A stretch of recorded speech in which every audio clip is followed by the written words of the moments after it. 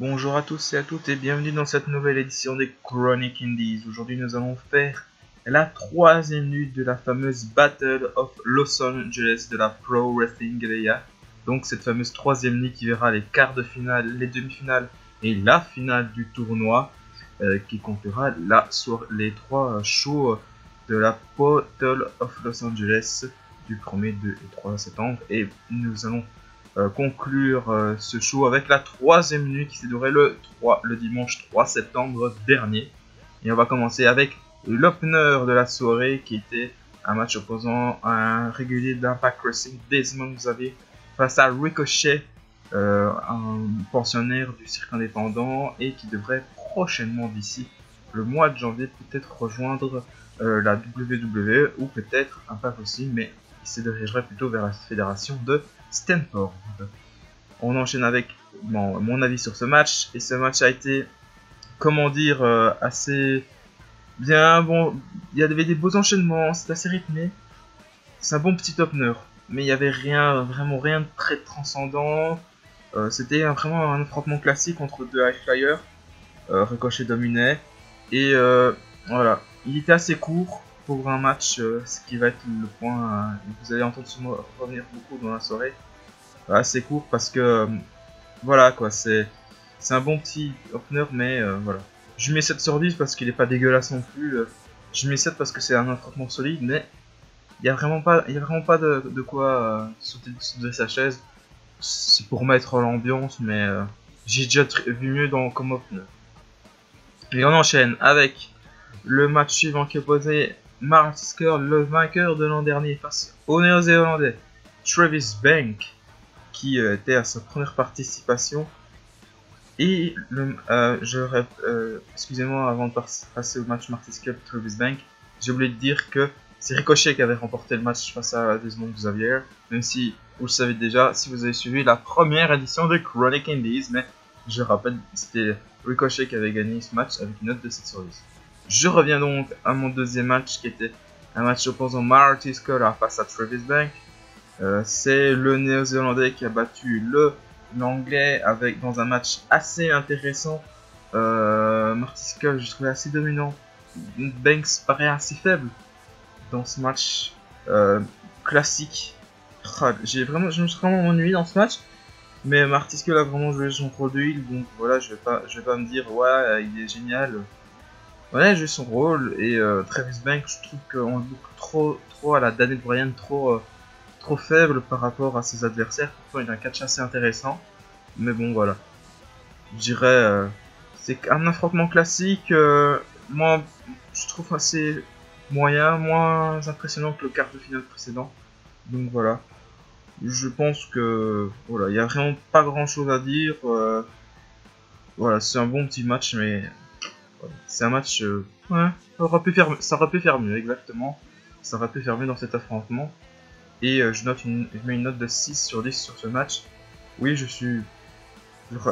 c'est pas une purge, donc je me mets à peine au-dessus de la moyenne pour dire, voilà, c'est un bon petit match. Et on enchaîne avec le quart de finale qui oppose Donabai Dijak face à Keith Lee, à une opposition de style, puisque les deux hommes ont un gabarit assez similaire. Et c'est Keith Lee qui a remporté ce match par tombée. Et mon avis sur ce match, c'est que les deux lutteurs étaient très au top. C'est vraiment le premier quart de finale que je trouve assez impressionnant. Je vais pas dire impressionnant, mais assez captivant. Dijak est très bon. Dijak, que je vous rappelle, qui a signé à la WWE depuis. Keith Lee qui a remporté ce match. Je trouve que ça a été bien. Ils ont montré qu'ils étaient capables de faire des beaux moves, des beaux spots. Mais voilà, je trouve qu'il a été noté 5 étoiles par Dave Meltzer. Et là, je vais pas être d'accord avec lui parce que bon, 5 étoiles pour ce match, eh ben, il n'en faut pas beaucoup, hein, Dave Meltzer, hein, pour des 5 étoiles des fois. Des fois, il est très intransigeant, mais là, je trouve non. Peut-être parce que pour ce type de match, c'est vrai que c'est vraiment très bon pour des gabarits comme ça. Mais moi, j'ai mis une note de 7,5, c'est pas dégueulasse, hein, c'est une des meilleures notes de la soirée. Mais je trouve pas que ça mérite une note parfaite du tout. Et j'ai vu, il y avait un move que je retiens de ce match, un move, un botch, non, je sais pas. en fait, qui tient la jambe de Dynamite Dijak, il le fait retourner. Et au lieu que Dijak retombe sur le dos, je vois la jambe de Dijak se plier et j'ai vraiment eu du mal. Heureusement sans gravité pour le nouveau monde de NXT. Mais voilà, voilà, ça m'a gêné un petit peu parce qu'on peut pas donner une note de 5 étoiles quand on joue un truc pareil. Ça c'est certain. Je mets 7,5 sur 10 pour ce match. Et voilà. Vraiment, si vous voulez un match de big men, c'est intéressant. Des big men qui font pas que taper avec leurs poings et les coups d'avant-bras, pire. Vraiment un match assez intéressant. Dijak, vraiment le futur un peu de la WWE parce que je trouve qu'il a vraiment la corpulence que cherche la WWE et un peu cette qualité athlétique un peu à Live Flyer. Et ça c'est très intéressant pour la suite. Et on enchaîne avec deux gabarits bien moins imposants qui opposaient le Mexicain Rey Fenix à l'époque, la moitié des champions par équipe, qui faisait face à Zack Sabre Jr., vainqueur de l'édition 2015 de la Battle of Los Angeles. J'ai trouvé que ce match était bien. Victoire de Rey Fenix, hein, par contre. Là, j'ai oublié. Victoire de Rey Fenix. Ce match a été assez correct. Mais c'est chiant, en fait. C'était chiant. C'était plus intéressant quand Rey Fenix accélérait le rythme du match. Je n'enlève rien à la qualité technique de Zack Sabre Jr. qui est techniquement incroyable, mais ces matchs sont très ennuyeux. Et Rey Fenix, quand il accélère le match, ben, c'est assez intéressant. J'aime bien quand Rey Fenix accélère, c'est chouette, c'est bondissant, c'était bien, et c'était une bonne harmonie. Mais le rythme était assez chiant, et bon. Voilà, un victoire de Rey Fenix, voilà, c'est bien, il domine l'ancien champion de la Pro Wrestling Galleria. Mais je trouve, voilà, c'est vraiment pas le match le plus sympathique, il est en dessous du match précédent. Je mets une note de 6,5 parce qu'il était chiant. Moi j'ai trouvé, je me suis un peu ennuyé dessus, mais voilà. On enchaîne avec un autre match qui oppose Jeff Cobb à Sammy Guevara et victoire de Jeff Cobb face au Texan. Et dans un match très court, c'est un bon petit match. On a vu que Sammy Guevara était vraiment, il a tout donné. Sincèrement, il a fait des moves de fou. Mais bon, Jeff Cobb a rappelé sa puissance et un tour à Island plus tard, il gagne le match. Je lui mets 6 sur 10 parce que je peux pas mettre plus parce qu'il a duré que 5 minutes, c'est assez court. Et l'affrontement était trop court. Voilà, mais voilà, il n'y a pas grand chose à dire. Il y a des beaux spots de Sammy Guevara, Jeff Cobb était puissant. En 5 minutes de match, je peux pas dire grand chose, donc je vais dire comme ça. Une note de 6 sur 10, bon, il aurait été plus long, peut-être que ça aurait été mérité une autre note. Mais je peux pas lui donner une plus haute note que ça. Le match qui a suivi, parce que voilà, ce match ne m'intéressait pas, mais celui-là a été un peu plus impressionnant. Le match entre Matt Riddle face à Penta Adorem, l'autre moitié des Lucha Warriors avec Rey Fenix, remporté par l'Américain, et c'était un bon petit match assez stiff et rythmé, un peu court. Ce qui va caractériser certains matchs de la soirée, c'est que les matchs vont être un peu courts et c'est un peu chiant en fait, je trouve. C'est tout, j'ai du mal. Mais voilà, c'est comme ça, je peux pas faire autre chose. Je pense que les Chosen One face aux Lucha Brothers, ça va être excellent. Il y a eu un match à All Star Weekend en octobre. On va voir d'ici là si le match a été intéressant. Mais bon, j'ai mis victoire de Matt Riddle. Le match a une note de 7 sur 10, il était bien. Mais rien de transcendant, rien qui a été particulier. C'est un match simple classique, je trouve. Mais il a eu 7 sur 10, donc vous pouvez le voir. Mais... Et on enchaîne avec les demi-finales. La première demi-finale qui opposait Ricochet face à Travis Bank. Bon petit match entre les deux hommes, remporté par Ricochet dans un match voilà, classique. Voilà, c'était très rythmé, c'était assez court, je trouve, moins de 10 minutes, 12 minutes ce match. Voilà. Mais bon, vu la quantité de matchs, c'est un peu normal. Rien de transcendant. Il me manque ce piment qu'il y avait par exemple durant la deuxième soirée. Il y avait un peu plus des matchs un peu plus intéressants, plus captivants. J'étais un peu rentré dedans. Là, j'ai l'impression que cette soirée fait comme la première, c'est-à-dire un peu. je regarde comme spectateur, mais je ne m'investis pas dans les matchs. Et là, bon, c'est bien, mais Travis Banks, comme je dis, je déteste quand même il est booké. C'est un insider qui se fait dominer du début à la fin. Il a perdu ce match, ça fâche Ricochet, mais bon, Ricochet, voilà, et il ne restera plus longtemps sur le circuit indépendant, donc autant lui donner la victoire. Donc, mais c'était l'un des meilleurs matchs de la soirée quand même, hein. 7,5 sur 10. Une belle note pour moi parce que bon, je suis pas rentré dedans, mais je peux pas nier la qualité technique du match. Les deux hommes se sont donnés à fond. C'était assez rythmé, mais assez court, et comme j'ai dit, à cause de la quantité de matchs qu'il y avait dans la soirée, mais voilà. 7,5 sur 10 sur ce match. J'enchaîne vite les matchs, comme vous le voyez, parce que bon, quand il n'y a rien à dire, je peux pas inventer. Il y a des notes, voilà, que vous voyez dans le point. Mais si j'ai pas grand chose à dire, je vais pas dire, je vais pas combler. Donc, excusez-moi si vous voulez plus de détails, tu fais une review, tu fais pas, mais je donne mon avis. Évidemment, je suis tout seul, donc c'est assez rapide. Et on enchaîne avec la deuxième demi-finale, qui opposait Keith Lee face à Rey Fenix. Et ben évidemment, je vais pas vous dire que c'est Keith Lee qui a gagné, hein, parce que vu l'opposition de style, Phoenix a essayé comment dire, de se surpasser et d'essayer de battre le géant américain, mais il n'a rien su faire et Keith Lee a dominé le match. Ouais, Phoenix était totalement dominé. Et match assez court, je lui mets une note de 6 sur 10. Voilà, c'est comme vous voyez un match entre David et Goliath, comme à la WWE, c'est vraiment pas le plus intéressant match que j'ai vu de la soirée, mais voilà, c'est un match classique. Voilà, c'est pas c'est le moins bon match l'un des moins bons matchs de la soirée. Vous voyez que 6 sur 10, ça vaut pas quand même le Jeff Cobb face à Sami Callihan. Callihan, ah merde. Je prononce très mal son nom. Mais bon, quand les matchs durent assez long, assez courts, ben, quand je peux que décortiquer ce que j'ai vu. Non, Keith Lee est dominé, de Keith Lee est très impressionnant, à suivre sur les prochains mois, c'est très intéressant quand il signera dans une grosse fédération. Ça, je l'attends quand Keith Lee partira. Soit à la WWE, soit à la New Japan, soit à l'Impact Wrestling. On verra d'ici là si il partira, ou même à la Lucha Underground, qui devrait reprendre bientôt ses enregistrements de la saison 4. On enchaîne avec le match entre Jeff Cobb et Matt Riddle, les deux Chosen Bros qui se faisaient face dans ce match. Et pour me dire, ce match a été entre les deux. Je sais pas, c'est un bon petit match de poids lourd. C'était assez stiff, ils se battent, voilà, ils se connaissent. C'était, je suis pas rentré dedans et voilà, Jeff Cobb qui remporte le match. Ça méritait un peu plus de temps, je trouve, mais c'est un bon petit match. J'ai vraiment un goût de trop peu pour l'instant.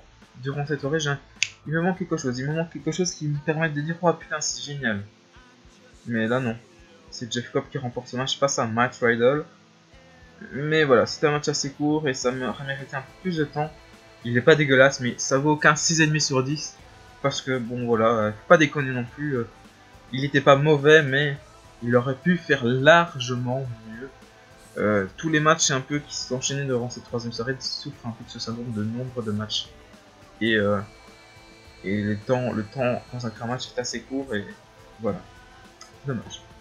On enchaîne avec un 10-man tag team match qui opposait Chuck Taylor, l'équipe de Chuck Taylor, Flamita, Joey Janela, Mark Askin et Morgan Webster face à Brian Cage, Jonah Rock, Sami Callihan, Trevor Lee et Walter. Un match assez fun, assez bon, avec des bons petits spots, avec une assez longue domination des heels, sinon la qualité de match est correcte. Un tag team match classique, assez solide. Je trouve Chuck Taylor a vraiment venu sauver des meubles pour les face. Bon, la domination des heels, ça m'a fait un peu chier parce que voilà, c'est assez faux rythme et c'est vraiment taper coup de poing, coup de pied. Voilà, c'est un peu chiant. Mais je trouve que voilà, c'est un bon petit match tag team à 10. C'est vraiment le match tag team de transition avant la finale. Mais faut vraiment. Moi, je m'attendais pas plus. Voilà. Un bon petit match basique, j'ai mis une note de 7 sur 10, hein, avec la victoire des Face, Chuck Taylor, Flamita de Janela, Mark Askin et Morgan Webster. Mais sinon, voilà, j'ai vraiment pas rentré. Mais 7 sur 10 parce que je peux pas acheter la qualité technique des participants. Voilà, mais j'ai pas grand chose à dire à ce match, sinon il a été assez long par rapport aux autres matchs. Et je trouve ça dommage qu'on ait raccourci ces matchs pour laisser ce match un peu plus grand de temps. C'est normal, il y avait quand même 10 personnes sur le. Et on enchaîne avec la finale du Battle of Los Angeles qui opposait Jeff Cobb face à Keith Lee face à Ricochet, qui est un 3-way elimination match. Et ben, victoire de Ricochet puisque ce dernier a fait tomber sur Keith Lee. Et ce dernier, Keith Lee, avait d'abord éliminé Jeff Cobb une dizaine de secondes avant. Et Ricochet a fait tomber finale sur Keith Lee et remporte sa Battle of Los Angeles. Qu'est-ce que j'en ai pensé réellement de ce match? Pour un petit 3-way match avec des beaux spots, essentiellement de la part de Ricochet, parce que Ricochet était quand même le high flyer de ce service par rapport aux deux autres qui avaient un gabarit assez impressionnant. On sent un peu la fatigue sur les participants parce que c'est quand même 3 jours et 3-4 matchs catchés quasiment toutes les 3 soirées, donc la fatigue se ressent. Je trouve que Ricochet a été vraiment le faiblard de service vu son gabarit et qu'on a un peu mis en avant les deux poids lourds. La victoire de Ricochet est bien au final, mais s'il n'avait pas fait comme ça, je pense que ça n'aurait pas été crédible de mettre Ricochet vainqueur dans la manière qu'il fait un springboard, je crois, splash ou un splash du genre, je ne sais plus, je n'ai plus un certain moment de match. Mais voilà, il remporte le match comme ça. Je trouve que les poids lourds ont été mis en avant, un peu trop en avant par rapport à Ricochet, parce que Ricochet est très bon sur un ring. Et moi je suis content voilà, que Ricochet gagne ce match et un title shot pour l'équipe de Chuck Taylor à All-Star Weekend. Mais ça, on fera une review de All-Star Weekend quand ce show sera disponible. Et bien voilà, c'est fini pour la Battle of Los Angeles. Les 3 nuits ont été faites en 3 vidéos. Qu'est-ce que j'en pensais d'abord de cette nuit? Elle est un peu retombée, le soufflet est un peu retombé après une très bonne deuxième nuit. Voilà, je reste un peu sur ma faim. Le Jeff Cobb Ricochet, comme vous l'avez vu, il y a une note de 7,5. Je suis un peu, voilà, il me manquait un petit truc. Je sais pas si c'est moi le problème ou si c'est le show, mais voilà. C'est ça le problème. Je me sens pas investi dans le show, et voilà. Mais voilà, la qualité technique des différents matchs que j'ai pu voir durant cette soirée était correcte et ne mérite pas un bashing comme je l'ai fait avec d'autres matchs. Je suis assez light, je ne dis pas grand chose sur certains matchs parce que certains matchs sont pas passionnants à raconter et n'oubliez pas de forger votre avis en trouvant un show sur internet. Mais voilà, j'ai un certain certains matchs où je parle plus que d'autres et voilà. Ce qui concerne les 3 soirées, je trouve que cette Battle of Los Angeles a été un peu en dessous des autres années. Et j'ai un peu été sur ma fin sur les deux, la soirée 1 et la soirée 3. Concrètement, c'est pas. Les matchs sont vraiment bons, mais il manquait certains matchs, il manquait assez de piment, assez. On s'ennuie un petit peu, et ça, je trouve ça assez dommage qu'on s'ennuie un peu dans un match de PWG parce que il y avait moyen de le faire et il y avait des gros noms quand même qui étaient arrivés. Mais voilà, le tournoi lui-même est assez correct et regardable. Les matchs hors tournoi, les tag team matchs hors tournoi sont bien. Surtout le match entre Ricochet, Smile Saddle face au leader of the New School, Marty Scurll et Zack Sabre Jr. Ah, c'est le match de ce week-end, de ce show. La plus grosse note, 8,5 sur 10, donc allez le voir, c'est un excellent match de catch. Pour ma part, ben, je vous laisse cette semaine-ci avec cette review. Je reviendrai bientôt pour d'autres nouvelles chroniques indies. Je vous ne promets pas la semaine prochaine, vu mon emploi du temps. S'il y a une chronique indies, tant mieux, ça ne changera rien pour vous. Si on n'a pas, ben voilà, je vous ai prévenu parce que j'ai je suis un peu occupé en ce moment et j'ai du mal à regarder les shows et un peu préparer de chronique indies. On verra d'ici là, mais je pense que une petite chronique indies pourrait faire son apparition, mais je ne promets rien parce que je suis assez overbooké en ce moment. Et ben voilà, c'est tout pour aujourd'hui pour cette chronique Indies 13. Je vous souhaite une très bonne journée et n'oubliez pas, vive le catch!